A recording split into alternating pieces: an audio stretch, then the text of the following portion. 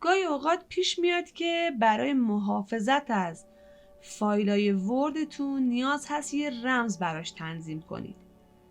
برای این کار اون شخصی که میخواد از این فایل ورد استفاده کنه هر بار که سند رو باز میکنه باید رمز عبور رو وارد کنه. من به شما نحوه رمز گذاشتن روی این فایل ورد بهتون آموزش میدم. این ویدیو رو هم با این ویدیو AI ایجاد کردم که ویدیو شورت اینم براتون میذارم. من یه سندی رو ایجاد کردم، فایل سیو از رو میذارم، از این پنجره باز شده بروز رو انتخاب میکنم. این پایین گزینه تولز رو دارم. یه سری گزینه ها رو اینجا دارید میبینید که هر کدوم از اینا تنظیمات مربوط به ذخیره سازی پیشرفته است.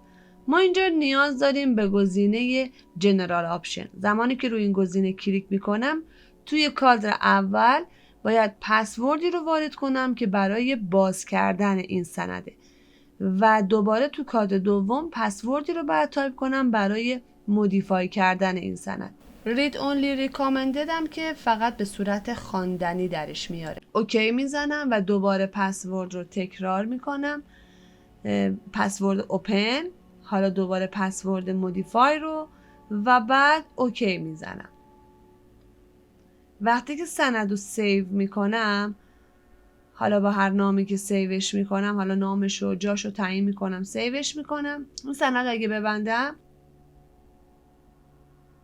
خب من این سند رو که باز کنم به من میگه رمز عبور رو وارد کن تا بتونی این سند رو باز کنی. من حالا یه رمزی رو اشتباهی وارد میکنم، اوکی میزنم، پیغام خطا میده که رمز عبور اشتباهه و اگر اوکی بزنم هیچ چیزی رو بهم نمایش نمیده.